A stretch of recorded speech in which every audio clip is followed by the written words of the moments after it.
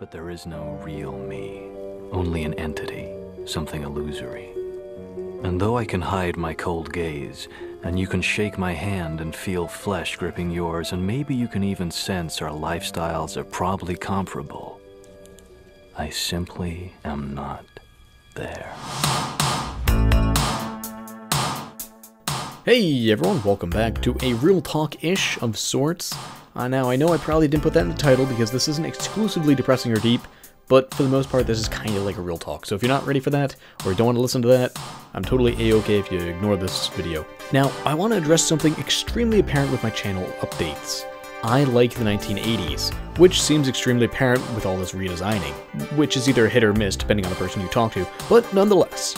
I have become relatively obsessed with this time period, and I think I owe you guys an explanation. Because I want to fit in.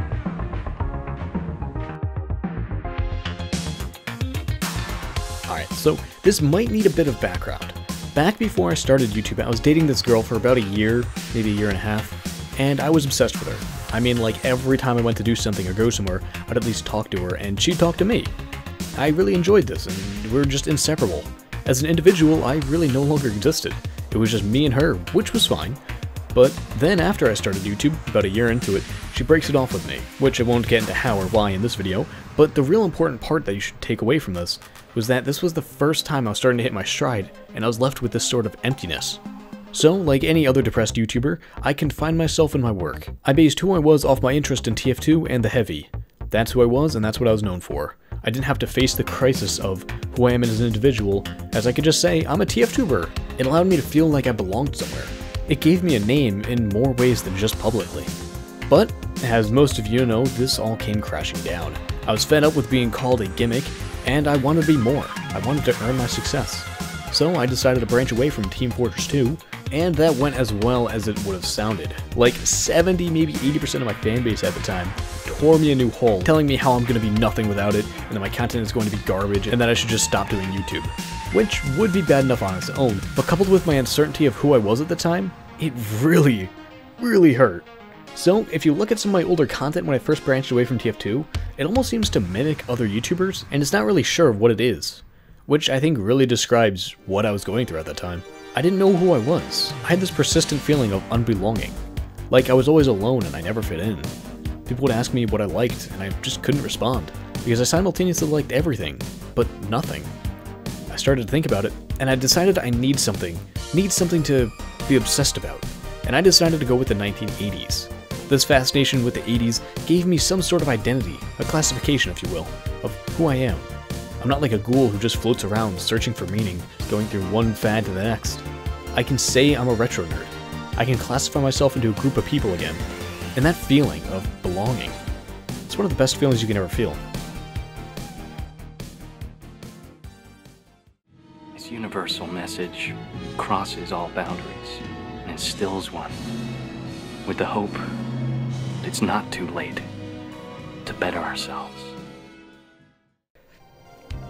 Now, a bit contradictory to the previous statement, with the obsession of the 80s I exhibit, I feel like I'm not just the generic guy. Like I said, it does give me a group that I can say I belong in, but for the most part, it allows me to feel different than every other YouTuber. Even if it is a growing stylistic choice, it is still not quite as popular as saying I enjoy sports, or that I'm a movie buff.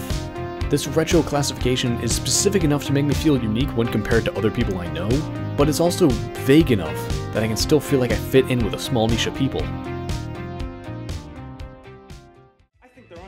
Masterpieces, hip to be swear.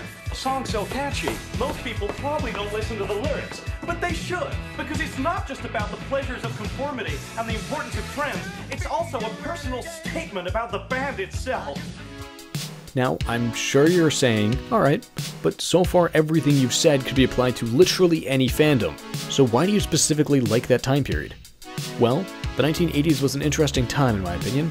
Frankly, there were a bit of dark moments that shrouded the era, like Chernobyl, Vietnam vets trying to cope with the ever-changing homeland, and of course the attempted assassination of Ronald Reagan. But for all this dreariness and darkness, there was an overwhelming amount of neon lights and positivity. Most of the extremely popular music was super corny with this potent amount of unneeded energy. It seemed like the mainstream media was trying way too hard to make the world a brighter place. which is not a bad thing in my opinion. Things just seemed less cynical and more genuine, despite the fact that they were brutally cheesy. And this level of corniness, I don't care. I like it. I think it's funny and I think it's lighthearted. I enjoy it. Unlike nowadays, where most everything is realistic, satirical, or just flat out depressing. I personally prefer to think of a time when things weren't as complicated. Sure, there were and always will be dark moments in life, but I'm of the belief the best medicine is to stay positive rather than embracing the ever-falling negativity of life. Call me old-fashioned if you must, but I just think the 80s were more positive than the current day. Again, I know this style is extremely popular with things like synthwave, vaporwave, and new retro, but I don't care. Everything is super saturated at some point. Personally, I believe that people that call the 80s extremely popular, it's more of just a confirmation bias. Which, if you don't know what that means, it basically means that once you think about something, you'll notice it more and more and assume it's more common as a result. I don't really notice a ton of people being obsessed with the 80s style. I do see it quite a lot, but I don't think it's the most oversaturated thing. But nonetheless, I've decided to like what I like, even if it means making me seem more like a weirdo. That's not saying I don't care about you guys nor your opinions, but the style that I've been consumed by is just something I actually enjoy, and I won't get rid of it. I'm sorry, I just happen to like this.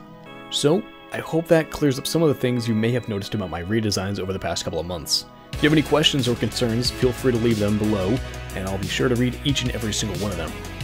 I hope you enjoyed this video, and as always, thank you so much for watching. Have a swell day. Peace out.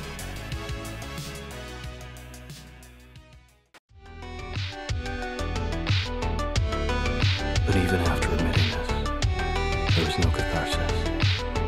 My punishment continues to elude me, and I gain no deeper knowledge of myself. No new knowledge can be extracted from my